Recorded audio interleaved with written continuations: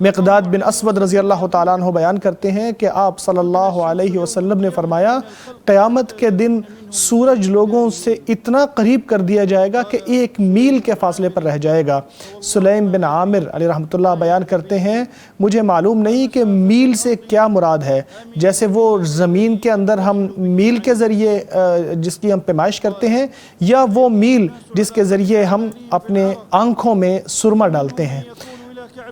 پھر لوگ اپنے عرق میں یا اپنے پسینے میں غرق ہوں گے اپنے اعمال کے مطابق، کسی کا ٹخنوں تک ہوگا، کسی کے گھٹنوں تک ہوگا، کسی کے آدھے حصے تک ہوگا، اور کوئی اپنے پسینے میں ڈوبتا چلا جا رہا ہوگا۔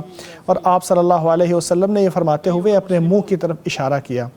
اے مسلمانوں، یہ جو گرمیاں آ جاتی ہیں یہ اللہ تبارک و تعالیٰ کی نشانیاں ہیں جو وہ اپنے بندوں کو دکھاتا ہے۔ اس کا مقصد ڈراوا ہے، اس کا مقصد عبرت پکڑانا ہے، اس کا مقصد لوگوں کو سمجھانا ہے۔ اللہ کا فرمانا ہے ہم نشانیاں دکھاتے ہیں لوگوں کو سمجھانے اور ڈرانے کے لیے۔ ابو ہریرہ رضی اللہ تعالیٰ عنہ بیان فرماتے ہیں کہ نبی اکرم صلی اللہ علیہ وسلم نے فرمایا کہ آگ نے اللہ کے سامنے شکوہ کیا کہ اے میرے پروردگار، میں خود ہی اپنے آپ کو کھاتی جا رہی ہوں، تو اللہ نے اس کو 2 مرتبہ سانس لینے کی اجازت لی، ایک سردیوں کے وقت اور ایک گرمیوں کے وقت۔ اسی کی وجہ سے آپ کو شدید گرمی کا سامنا ہوتا ہے اور شدید سردی کا سردیوں میں سامنا ہوتا ہے۔